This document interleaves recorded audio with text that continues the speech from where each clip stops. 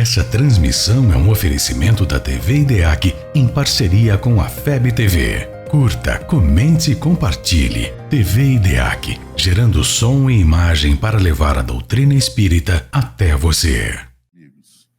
A nossa próxima atividade é uma roda de conversas.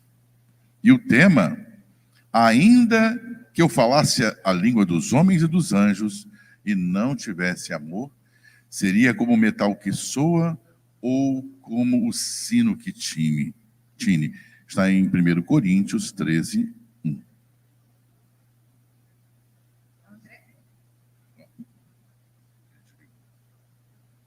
André Siqueira é diretor e trabalhador da FEB. Em 1996, publicou um dos primeiros sites espíritas no Brasil.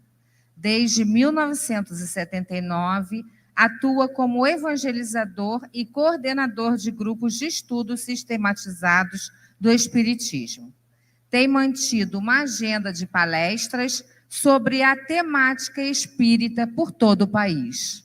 Adeilson Salles é natural do Guarujá, São Paulo, escritor, palestrante, psicanalista e, até o momento, tem 96 livros publicados para crianças, jovens e adultos. Alguns de seus livros infantis foram traduzidos para a língua inglesa. O êxito do seu trabalho se reflete na participação nas grandes bienais, feiras do livro do Brasil, onde é requisitado para palestrar, inclusive no exterior, falando em escolas, universidades e centros espíritas. Geraldo Campete Sobrinho é vice-presidente da Federação Espírita Brasileira, responsável pela área de divulgação doutrinária, que contempla as seguintes unidades organizacionais: Reformador, Memória e Documentação, Comunicação, FEB Editora e Comercial. Palestrante, escritor e apresentador dos programas Livros que Iluminam e Entre Dois Mundos, uma visão espírita da realidade da FEB TV. Então vamos receber esses três muito queridos amigos calorosamente. Por favor, amigos, venham.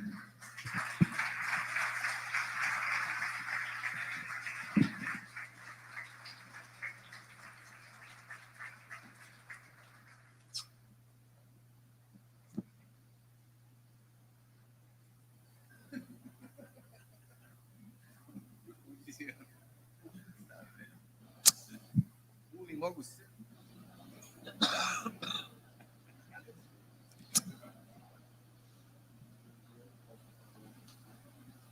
Muito bom dia, amigas e amigos. É com muita alegria que nós damos sequência a esse momento de luz, a esse momento em que a gente, de uma maneira bem descontraída, vai poder dar sequência a essa forma de ver e de pensar o Evangelho. E nós gostaríamos de propor ao Adeilson e ao Geraldo que vocês fizessem uma saudação inicial e depois a gente reservasse alguns minutinhos para cada um falar a respeito do tema e depois nós vamos conversar a respeito dessa temática, tá bom? Adeilson, por favor. Bom dia a todos e todas. Que alegria a gente poder desenvolver a compreensão de que a vida vale pela utilidade que a gente tem. O sentido da vida é ser útil. Esse é o sentido da vida. Jesus disse que veio ao mundo para servir e não para ser servido. Ele poderia ter dito também: eu vim ao mundo para ser útil. E nós aqui estamos humildemente tendo a oportunidade, e agradecemos a todo o movimento espírita local da região pela oportunidade de podermos ser úteis, mesmo dentro das nossas parcas limitações. Muito obrigado. Mano Geraldo. Bom dia a todos. Uma satisfação enorme estar aqui neste evento. A nossa gratidão aos organizadores. Parabéns pela coragem de fazer um evento presencial. Parabéns a todos que estão presentes e aqueles que estão acompanhando pela internet também. Uma honra estar aqui, com o nosso querido Adeilson Salles, com o nosso humano querido André Siqueira, e nesse momento desta manhã tão significativa, onde a gente sente a importância realmente do trabalho da divulgação do Espiritismo. que a gente possa fazer o melhor ao nosso alcance, aproveitando bem a oportunidade, unidos e unificados, para levarmos essa doutrina, principalmente através dos nossos próprios exemplos. Adeilson, você começa o comentário para a gente? Começo. Bem, eu posso falar do livro, Geraldo? Posso falar do livro? Há 1 ano e meio atrás, nós escrevemos um livro, porque nós sentimos, principalmente trabalhando com o público jovem, com os adolescentes e com os pais, a necessidade de levar Jesus e a mensagem do Evangelho de uma maneira pedagogicamente adequada à linguagem, às angústias dos jovens hoje. Quando a gente trabalha um tema, ainda que eu falasse a língua dos anjos, não é? Mas se eu não tiver amor, eu nada seria. Eu fico pensando que nessa proposta de Paulo para as nossas vidas, o desenvolvimento para aprendermos a linguagem dos anjos, ou a linguagem do amor, ter a linguagem dos anjos para desenvolver o afeto, a amorosidade, para podermos evoluir espiritualmente. Então eu me deparo com a realidade de que nós necessitamos hoje trazer Jesus para os adolescentes, porque a grande queixa de papais, de mamães, de educadores é que nós não conseguimos acessar o coração dos adolescentes. O adolescente já passou pelo período infantil, passou pela puberdade, que são as transformações orgânicas, e a adolescência é aquele período da ebulição psíquica. O adolescente, tanto quanto a criança, de acordo com a sua idade, ele tem dores emocionais, ele tem sofrimentos emocionais. A criança, da mesma forma, também tem sofrimentos emocionais. Quando a gente quer desenvolver uma linguagem, né? Quem sabe um dia falar como os anjos, com amor, mas tendo amor no coração, nós estamos, espíritos em processo evolutivo, nós estamos passando por o processo dos relacionamentos em família, e é sempre desafiador nos relacionarmos com os nossos filhos. Então, quando eu escrevi esse livro, que já agora é da Federação Espírita Brasileira, né, o que muito me honra, que acabou ficando com o título Carta aos Jovens, com o subtítulo Versículos de Paulo à luz de Emmanuel. A ideia foi trazer Paulo, trazer a lucidez de Emmanuel e apresentar para o adolescente nos dias de hoje. Então, eu peço licença só um instante mais, a Geraldo, para dizer que no livro Paulo e Estevão, em mais de uma passagem, nós observamos já Paulo como um espírito de uma visão muito abrangente, contemplando o ser integral. No intercâmbio com Timóteo, com o jovem Timóteo, adolescente, ele percebe algumas nuances que nós, hoje, em 2023, ainda não percebemos. Já que nós queremos chegar no coração dos nossos filhos, das nossas filhas. Paulo traz, no livro Paulo e Estevão, Emmanuel, melhor dizendo, a observação de que é muito importante permitir que os nossos adolescentes, os nossos jovens, sem que nós abramos mão da autoridade que nos compete, já que o barco tem que ter um timoneiro, mas é importante que o adolescente e mesmo a criança possam existir emocionalmente dentro da relação. Porque aí eu vou ter possibilidade de acessar o coração. Todos nós temos necessidade de um sentimento de pertença nas nossas relações. Nós precisamos existir na relação com os nossos pais, necessitamos disso, e talvez não tenhamos existido no contexto emocional e até mesmo espiritual, e os nossos filhos também precisam ter um sentimento de pertença na relação conosco. E foi isso que Paulo percebeu, e isso está no livro Paulo e Estevão, porque para essa obra que a Federação Espírita vai lançar, acredito que nos próximos meses ou no próximo ano, eu transcrevi o trecho para trazer a reflexão não apenas para os adolescentes, mas principalmente para os pais, e para refletirmos também na nossa relação com os nossos pais.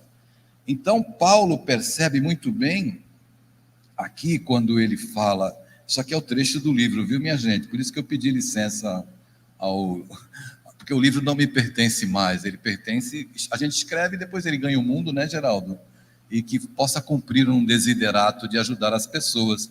Eu transcrevi da obra Paulo Estevão. Paulo estava sensibilizado com o acolhimento carinhoso. Na mesma noite da chegada, observou a ternura com que Timóteo, tendo pouco mais de 13 anos, tomava os pergaminhos da lei de Moisés e os escritos sagrados dos profetas. Paulo percebe que um menino de 13 anos, não é? Já tomava os pergaminhos das leis e lia. Isso está na segunda parte do livro Paulo Estevão, capítulo 4, editado pela Federação Espírita Brasileira. Será que Timóteo era só um? Será que os adolescentes não têm dores emocionais, não têm necessidades afetivas? Ou será que a nossa prática pedagógica hoje é uma prática apenas unidirecional em que nós olhamos para o adolescente, olhamos para a criança e desejamos fazer com que eles pensem o que nós pensamos e que eles se portem do jeito que nós desejamos que eles se portem? Então, eu queria fazer essa reflexão, que eu encerro agora, inicialmente, para dizer que o adolescente que talvez você tenha em casa, ou o adolescente que você foi e que eu fui, certamente nós tínhamos a mesma necessidade de Timóteo, porque nós somos espíritos em aprendizado, espíritos imortais em aprendizado, como Timóteo. Agora, talvez, e é isso que a doutrina espírita, a meu ver, uma opinião pessoal, tem como grande proposta de alforria, emancipação do espírito imortal, é a educação. Então, para que eu possa aprender a falar como os anjos, mas tendo na minha manifestação o amor, é fundamental que eu entenda que é dentro da minha casa, junto com os meus filhos, que eu devo desenvolver esse aprendizado de alfabetização espiritual.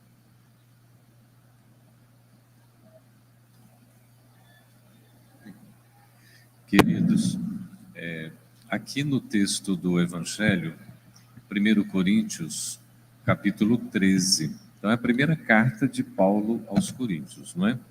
Quando diz assim: ainda que eu falasse as línguas dos homens e dos anjos, e não tivesse amor, seria como o metal que soa ou como o sino que retine.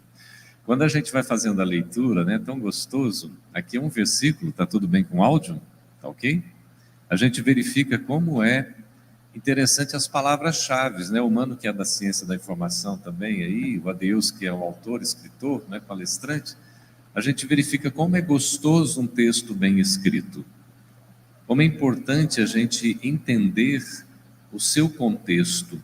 Então, quais palavras-chave a gente tiraria aqui nessa reflexão inicial? Ainda que eu falasse as línguas dos homens e dos anjos. Veja que interessante, ele faz um paralelo entre a humanidade e a angelitude. A linguagem, que é o que caracteriza o ser humano, é a sua capacidade de comunicação. Pela linguagem, não é, Vitor Hugo? Essa linguagem desses meninos tão bonitos, né? Um chamando de irmãozinho, o outro. Aí o Mano André dizendo que eu vejo esperança nisso, né? A gente fica com esperança, não é?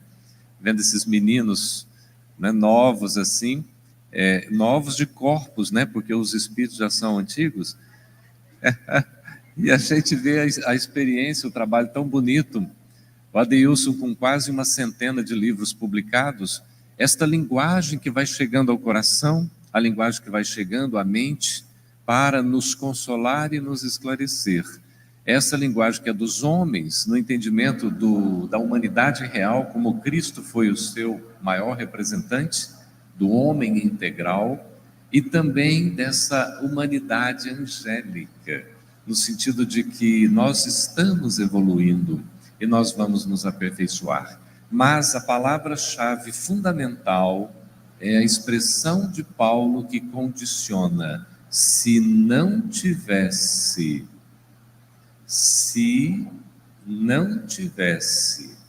qual que é a palavra? Amor. Se não tivesse amor, seria como o metal que soa ou como o sino que retine. Ou seja, seria praticamente sem nenhuma utilidade. sem nenhum sentido, sem nenhum propósito, para dizer então que o nosso propósito de vida, a razão da nossa existência é nós. Começa com A e acaba com marmos. Amarmos. É nós amarmos. E Leon Denis, quando fala das potências da alma no livro O Problema do Ser e do Destino, e na tradução brasileira também ficou, não é? O problema do ser, do destino e da dor. Houve uma carta de Leon Denis, o autor francês, autorizando a FEB a adotar esse título, complementando com a dor. Na terceira parte, quando ele fala das potências da alma, ele fala do amor. E ele fala do amor como sendo essa potência, essa força, esse dinamismo que precisa viver.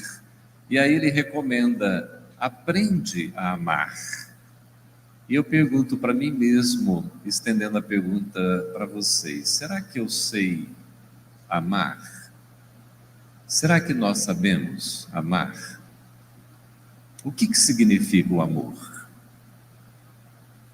Se eu não tiver amor, eu nada serei. O que significa esse amor? Vai ficar reflexão, mano, porque eu queria também te ouvir, tá bom? Por favor. Eu preciso começar, pedindo desculpas porque eu vou chorar. Então, vocês já fiquem tranquilos com isso. Assim, eu gosto de avisar, porque aí ninguém se surpreende. Paulo é um espírito que, no seu momento, ele tinha uma condição muito peculiar. Filho de hebreus, herdeiro de uma das mais sofisticadas culturas religiosas de todos os tempos. Grego de nascimento, filho da cidade de Tarso, cresceu ouvindo as reflexões dos grandes filósofos gregos e dessas perspectivas que eles traziam para a gente. E era um cidadão romano, comprado à cidadania por seus pais, de uma família abastada. Um homem que é o herdeiro intelectual da mais importante tradição hermenêutica de Israel. Saulo foi ensinado, teve como pai espiritual Gamaliel, que era neto de Hilel, o mais importante rabino de todos os tempos. Então nós estamos diante de um homem com uma estatura intelectual única. Não se tem na história um personagem que tenha conseguido reunir perspectivas tão diferentes a respeito da vida. Quando encontrou Jesus, ele inicia uma jornada muito peculiar, que é uma jornada de transformação interior. Quando, na maturidade espiritual, escreve aos Coríntios, nós deveremos ouvi-lo com especial atenção. O texto, como ele escreve no grego, diz respeito aonde nós temos: se eu falasse a língua. O texto grego faz referência: se eu tivesse o logos. A palavra logos, em grego, ela significa discurso, pensamento, ciência. Então, o que ele está dizendo naquele contexto, com esta visão abrangente: se eu tivesse a ciência, o discurso, a perspectiva de todos os homens, e mesmo a perspectiva dos anjos, se eu não tivesse amor, isto de nada me adiantaria, porque eu seria como um bronze que soa ou como um sino que retine. Vazio. Vazio. Essa é a imagem que ele está criando. O sino que soa, soa, porque no centro ele está vazio. Então ele cria uma imagem muito forte, evocando para nós a ideia de que o amor é aquilo que dá sentido. O amor é aquilo que traz plenitude. O amor é o desafio de viver. Drummond perguntava: o que pode uma criatura entre outras criaturas se não amar? Mas amar só se aprende amando. Espíritas, qual é o primeiro ensinamento? E o segundo, eles não estão dissociados. O amor é o propósito, a instrução é o meio, é um instrumento para que a gente possa compreender a língua dos homens e a língua dos anjos. Mas é preciso ter o amor dentro desse contexto. Allan Kardec, depois de um longo trajeto no Livro dos Espíritos, em que ao reunir o pensamento dos luminares espirituais, nos apresenta uma robusta filosofia para compreender a existência, ao alcançar o ponto de maturidade, que é o discurso ético nas leis morais, ele vai refletir, depois de um ponto de pensamento sobre o entendimento das leis naturais, ele vai perguntar se de todos os tempos tiveram homens que revelaram às pessoas essas leis, e os Espíritos vão dizer que esse é um conhecimento constante. E Kardec vai dizer, mas esses homens, quando revelaram, de vez em quando eles não se equivocaram? Sim, eles se equivocaram. Então, por qual critério nós vamos saber se eles estão falando a verdade? Se vede as atitudes deles. As atitudes serão o ponto de contato em torno desse assunto. E agora, imbuído desses pressupostos, Allan Kardec ganha uma dimensão espiritual peculiar e faz, meus irmãos, minhas irmãs, a mais importante questão de O Livro dos Espíritos, por ser de natureza didática e prática, quando ele diz assim: qual o tipo mais perfeito que Deus ofereceu ao homem para servir de guia e de modelo? E os Espíritos responderam: vede Jesus.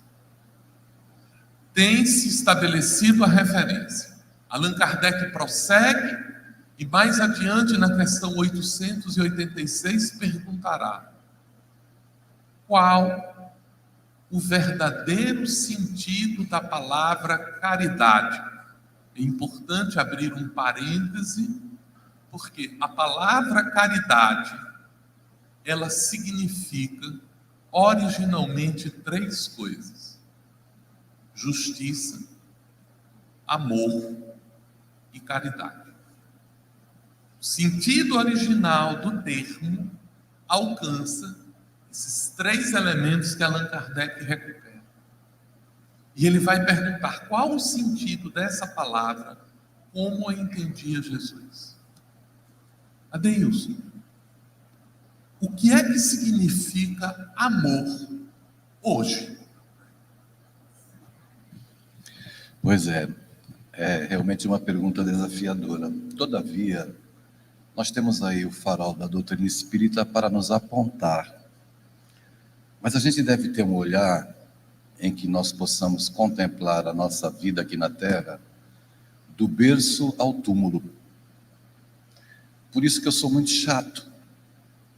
e detenho sempre a minha fala e procuro trazer a minha fala para a compreensão de que, ainda que eu falasse a língua dos homens e dos anjos, mas se eu não falar a língua das crianças e dos adolescentes, eu nada serei. Você é um chato agradável. Não adianta. Emmanuel nos diz que o homem consegue hoje saltar para a estratosfera. Diz também que o homem consegue mergulhar nas regiões abissais. E recentemente nós tivemos a tecnologia, a ciência, mergulhando nos microscópicos e trazendo a cura para uma pandemia. Todavia, o homem não consegue mergulhar no coração do filho que está sentado no sofá, do lado da casa dele, assistindo uma série da Netflix. Eu diria que o amor hoje, e o amor ele não é restrito a um sentimento estanque. É um sentimento que a gente vai desenvolvendo à medida que a gente vai se apropriando da bênção que é expandir o nosso sentimento de amorosidade na compreensão daqueles com quem eu partilho a minha experiência humana. Nós ainda estamos na fase de definir o filho por uma nota baixa. Ainda estamos na fase de definir um amigo por um erro, de julgar as pessoas por um engano. Nós ainda estamos nessa fase. Então, eu preciso, nas fases que eu vivo, do berço, a adolescência, a infância, a puberdade, a adolescência, o meu desenvolvimento, a adultez, compreender que existem momentos específicos de apreensão, de desenvolvimento do afeto, do amor. Então, eu diria hoje que é preciso cada vez mais, nós termos um olhar para a nossa família, sem dúvida alguma, como um grande instituto educativo do amor. Eu sempre digo isso, quando eu falo família, eu falo em todos os tipos de família, onde existe amor e o respeito prevalece. E aí, é através justamente dessa dinâmica e dessa oficina que a gente vai começar a ser mais generoso na nossa prática educativa. A gente vai abandonando o autoritarismo e vai começando a usar a autoridade do exemplo, da presença, dando aos nossos filhos o sentimento de pertença na relação. Os nossos filhos precisam se sentir pertencidos no amor que nós temos a desenvolver no núcleo familiar. Não tenho dúvidas, na questão 775 do Livro dos Espíritos, quando Allan Kardec indaga quais seriam para a sociedade as consequências do relaxamento dos laços familiares, foi uma pergunta inteligentíssima e uma resposta profética das entidades amorosas, uma recrudescência do egoísmo, um aumento do egoísmo, que é o que a gente vê hoje. Então, o caminho do amor é nós pararmos de atender às demandas do mundo e, primeiramente, atender às demandas domésticas, ou as demandas mais caras ao nosso coração. E Paulo, quando diz que nós precisamos ter, ainda que falasse a linguagem dos homens e dos anjos, sem amor eu nada seria. Se nós não tivermos esse olhar, essa lente, olha que o Espiritismo nos traz uma lente poderosa. Nós olhamos para os nossos filhos e estamos nos dando conta, caramba, eu não estou educando um corpo. Então eu posso olhar, como eu disse ontem aqui na minha fala, para além do personagem que é meu filho, para além. E posso olhar também para além do personagem que é meu pai. E eu vou ter mais compreensão, compaixão. Eu estaria aí, na verdade, em plena alfabetização para desenvolver um sentimento, que é o sentimento de amor. E é nessa oficina que ele pode ficar mais robusto, mais viçoso e pode florescer, sem dúvida alguma.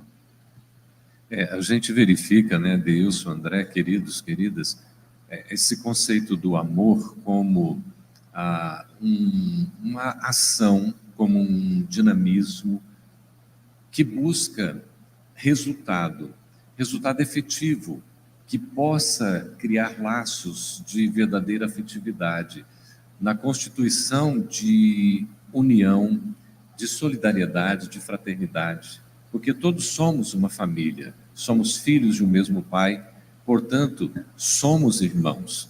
E o desenvolvimento do amor, ele passa necessariamente por essa compreensão de que nós precisamos considerar o outro. Daí, Mano André, o conceito de caridade, que Kardec, na sua genialidade de codificador, ele faz as perguntas bem profundas, não é?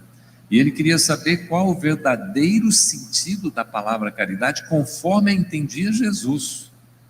A gente fica morrendo de inveja das perguntas que Kardec fez, porque é uma coisa impressionante. A precisão é muito exato, não é? Além dele querer saber o verdadeiro sentido, ele está falando do conceito profundo, verdadeiro, nada de fake news, nada de coisas que venham assim apenas no retoque, mas vá na profundidade. Ainda quer saber conforme Jesus entendia, olha a exigência, não é? E o Espírito da Verdade responde o famoso BIP 886, não é isso que a gente sabe? Benevolência para com todos, indulgência para com as imperfeições alheias e perdão das ofensas.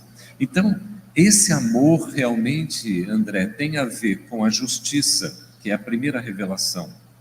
Porque a justiça é a base do amor, que foi a segunda revelação. Porque todo o que ama é justo, e todo aquele que é justo tenderá a amar um dia. E aí a terceira revelação, que é a revelação da verdade ou da caridade, como sendo um amor em ação.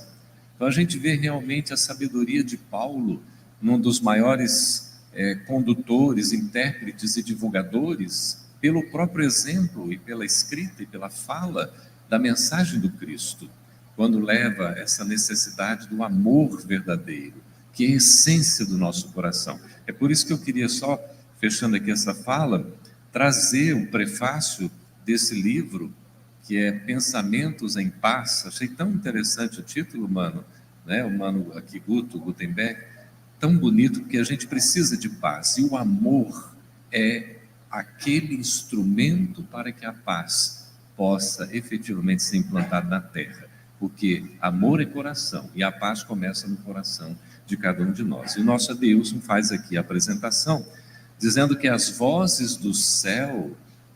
Vocês sabem o que são as vozes do céu? Eu vou revelar aqui uma curiosidade.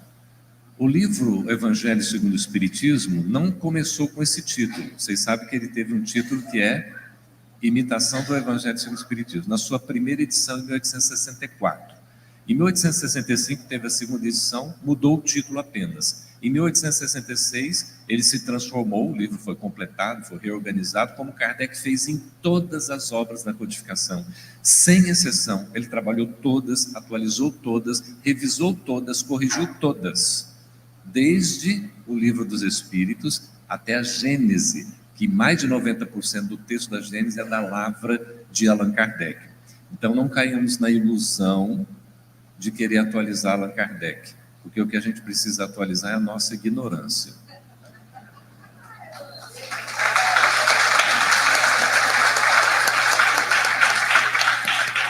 E olha, a curiosidade, André, aqui também, Adeilson, quando você escreve As Vozes do Céu, quando foi publicado, Rafa, uma edição anterior ao Evangelho segundo o Espiritismo, antes da primeira edição ainda aqui. Olha, vale dizer isso, Andrei.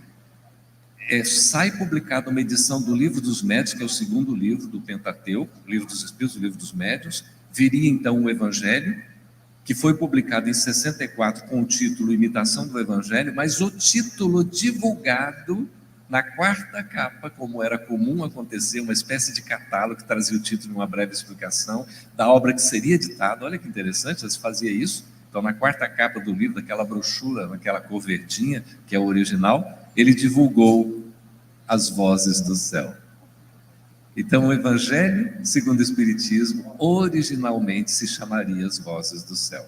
Então, muito bonito aqui, as vozes do céu precisam de intérpretes, pessoas simples, os lavradores do Evangelho, os médiuns, trabalhando sempre com amor, mano. Esse aspecto, Geraldo, da necessidade de nós trabalharmos o amor, ela sempre se reflete de uma maneira muito prática. Nós herdamos uma forma de pensar muito grega.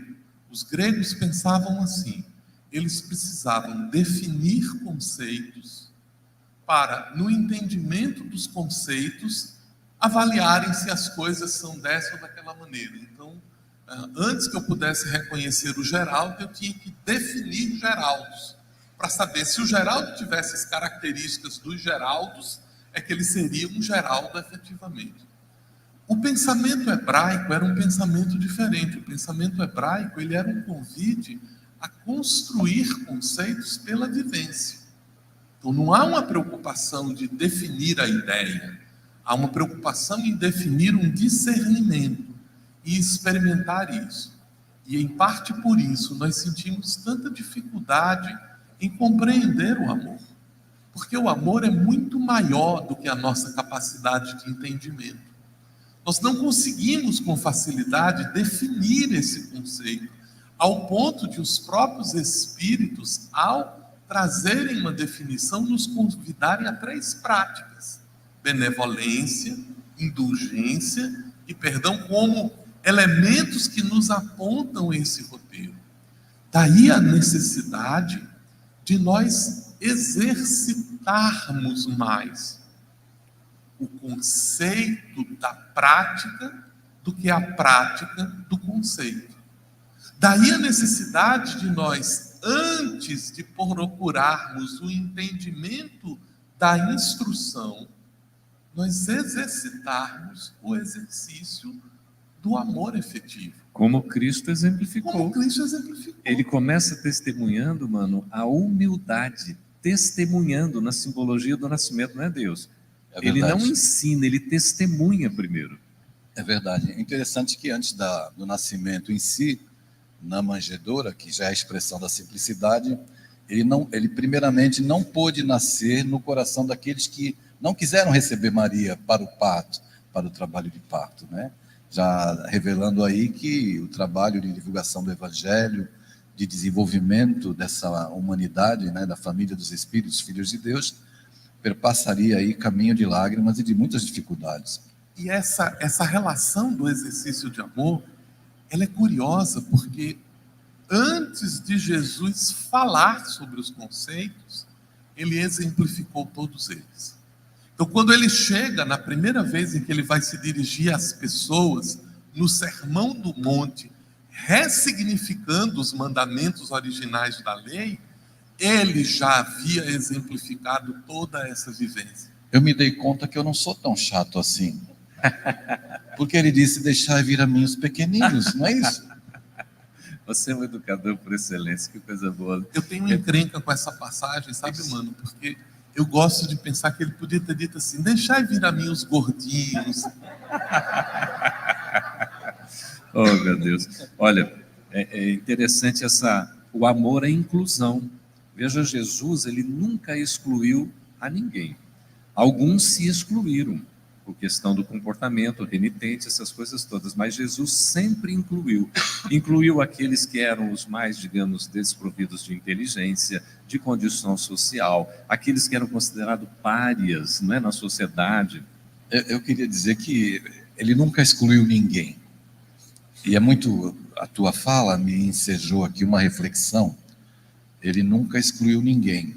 Mas os homens, por uma interpretação imperfeita, acabam trazendo um estereótipo, um modelo daqueles que poderiam se aproximar de Jesus. Então, me colocando no lugar dos jovens que não identificam muitas vezes nos pais o Jesus do qual eles tanto falam, e tendo todos os apelos para viverem no mundo das sensações, como hoje, né? Fica muito difícil para eles estabelecerem quem é esse Jesus. E é importante frisar que papais e mamães, na vida dos filhos, representam Emmanuel. Os pais são os mentores dos filhos. Os pais são Joanas de Ângeles dos filhos.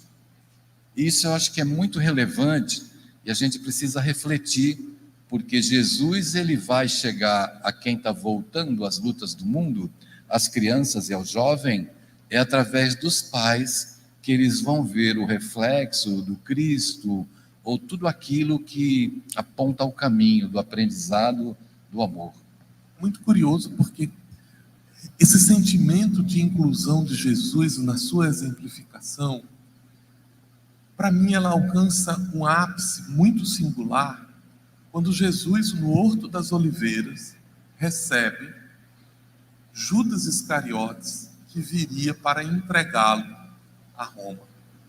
E Jesus, sabendo o que iria acontecer, vendo o amigo que, de uma maneira enganada, triste, equivoca-se na atitude, Jesus o recebe: amigo, aqui vens.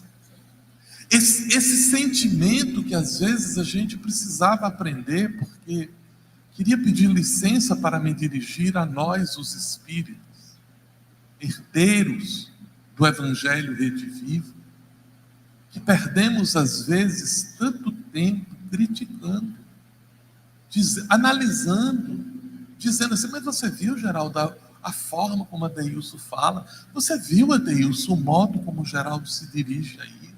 Você viu, Rafael? Sem querer fofocar, mas realmente... Não é fofoca, mano.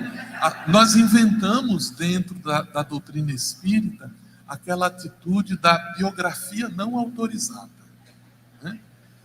E nós ainda usa a precisamos inteligência ter esse artificial, cuidado. mano, para facilitar. Nós precisamos ter um cuidado, e não é o falar, amigos, não é o expressar, porque é sempre edificante da nossa parte. Quando nós ponderamos algumas atitudes, quando nós refletimos sobre determinadas coisas, porque nós aprendemos com isso, mas que essas não sejam manchas, mas que essas não sejam obstáculos ao nosso modo de acolher e de construir. Porque se nós, herdeiros da mensagem do Cristo, não a vivenciarmos na integralidade do nosso esforço, o que será do Evangelho? Mano, é tão isso impressionante o que você fala, que quando a gente observa a sabedoria de Jesus, que ele diz: não vim destruir a lei, não é Deus? Primeiro capítulo do Evangelho, na sabedoria de Kardec, para trazer exatamente essa conexão entre as três revelações, né? Moisés, Jesus e o Espiritismo. A justiça, o amor e a caridade ou a verdade. Enfim, veja que coisa linda. Ele vai dizer que não veio destruir a lei, mas ele diz assim: aprendestes com os antigos, não é? Amarás o teu amigo e odiarás o teu inimigo. Eu, porém, vos digo: amai os vossos inimigos. Então, a proposta do Cristo, mano André, Adeilson, querido, é revolucionária, porque nos tira daquela zona de conforto em que a gente está muito bem estabelecido num amor cômodo, no amor que é de retribuição, que é um amor que condiciona, quando a proposta do Cristo é libertadora, é efetivamente para a gente amar a Deus, amar o próximo como amamos a nós mesmos. É um desafio grande que a gente tem, não? Sem dúvida, nos desacomoda, né?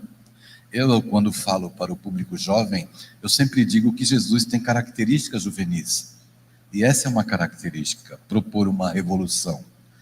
Mas não é a revolução no mundo, é a revolução dentro de nós. Nos desacomoda, mexe, nos inquieta diuturnamente. Por isso que às vezes a gente tem dificuldade de compreender no diálogo com o jovem, quando ele nos desacomoda enquanto pai. E aí a gente oprime, a gente castra. Nós não permitimos desrespeitosamente que eles existam dentro da relação. E aí eu vou cair no mesmo discurso de sempre. Eles precisam existir dentro da relação, porque isso vai fomentar, vai aproximar, vai nos unir. E quando eles precisarem falar das dores que visitam as suas almas, eles vão nos procurar. Esse esforço de nós aprendermos a embutir o amor em nosso discurso é uma lição muito peculiar, porque não é que a gente vai deixar, não, a partir de agora eu não faço mais fofoca, ou a partir de agora eu não faço apreciação das questões dos outros. A questão é: como é que eu faço isso com amor? Como é que eu faço com que o amor invada a relação com meu filho? Como é que eu vou ligar para o meu irmão Geraldo e vou brigar com ele com amor? Como é que eu vou reclamar do Adeilson e dizer: Adeilson, você fez algumas coisas que não foram boas, mas eu vou fazer isso com amor? Como é que eu vou ouvir o companheiro reclamar da minha atitude ou chamar a minha atenção e eu vou ouvir com amor? Porque essa é a proposta de Paulo. Eu saí de Santos com muita vontade de vir aqui e ter a oportunidade de trabalhar. E antes da gente assumir sempre o trabalho, existem provocações. E eu estava subindo ali, um adolescente, aquele rapazinho ali, já que é para falar com amor, né? Aquele adolescente, quando eu levantei a perna para pisar no degrau, ele falou: tu está precisando de ajuda? Eu fui caridoso. Eu consegui manter a concentração para o trabalho. Mas quando terminar, quando eu ainda não evoluir, que a gente sair daqui, eu vou fazer uma voadora nele. Caridosamente. Com amor, né, Leandro? Olha, aliás, a lei de causa e efeito, eu não sei se vocês têm reparado isso, parece que tem funcionado cada vez mais imediatamente. É quase que ação e reação, bateu, levou, né? Pela necessidade evolutiva que a gente tem. Faça com amor, querido, por favor, tenha piedade. Olha, mano, só aqui para também trazer uma ideia, a questão do amor é tão relevante na nossa vida. João conceituou Deus como sendo amor, não é? E o amor realmente é, assim, a virtude por excelência que dá base a tudo mais, porque a humildade é manifestação do amor, a caridade é o amor em ação, a benevolência é o amor que chega ao próximo, não é isso? É uma coisa, amor é luz, amor é paz, amor é tudo de bom, por isso que amar vale a pena. E é o amor que vai efetivamente garantir a vitória, o nosso êxito nessa transição para o mundo de regeneração. Nós poderíamos passar a manhã inteira, a tarde inteira, o ano inteiro falando a respeito disso. A passagem, a reflexão de Paulo, ela não se esgota.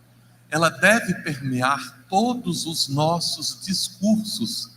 Ela deve preencher todas as nossas línguas. Ela deve fazer parte daquilo que nos constitui quando ele conclui: o amor é bom, ele é manso, ele é paciente, ele tudo dá, ele sabe esperar, ele sabe aguardar, ele se transforma com isso. Então, que nós tenhamos paciência conosco mesmo, que nós tenhamos serenidade de seguir a nossa jornada com os nossos percalços, com os nossos erros, com as nossas dificuldades, mas que jamais percamos o ideal de amarmos-nos, o ideal de aprendermos esta noção de amor no exercício da benevolência que se expressa: lavar uma louça com alegria, lavar um banheiro com paciência, fazer uma comida com carinho, porque o amor não se expressa nas ações de transformação, os grandes espetáculos. O amor é acordar e dizer bom dia, o amor é olhar para as criaturas e tentar enxergá-las com efetividade, o amor é cumprir os nossos pequeninos deveres, no esforço de aprender a amar, amando. Já é para se despedir? Tá bom. Com amor, Deus. Com amor, tá bom. Então eu vou me despedir usando as palavras do Espírito Verdade. Na pergunta 939 de O Livro dos Espíritos, quando Allan Kardec trabalha aqui as uniões antipáticas. Eu vou ler um trecho da resposta, que é a resposta final, que creio servir para a gente compreender muito bem, porque nós precisamos ressignificar o nosso conceito de amor. E ressignificando, nós seremos muito mais tolerantes e entenderemos de maneira mais ampla. Dizem os imortais, na resposta à questão 939, Andrei, considera uma carta de alforria esse parágrafo para o conceito do amor. Há duas espécies de afeições, a do corpo e da alma, e toma-se frequentemente uma pela outra. A afeição da alma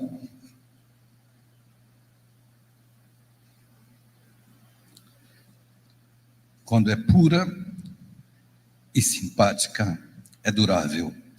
a do corpo é passageira. Eis porque muitas vezes os que pensavam se amar com um amor eterno se odeiam quando acaba a ilusão. Meus irmãos, minhas irmãs, nós não amamos pela genitália. É o Espírito que ama. Isso deve responder certamente a muitas questões, aplacar o preconceito e fazer florescer o amor nos nossos corações. Muito obrigado. Excelente.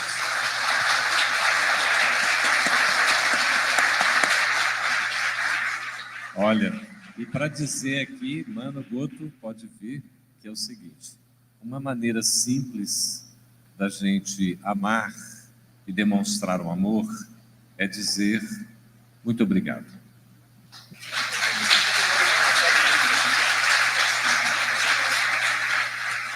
Que gratidão.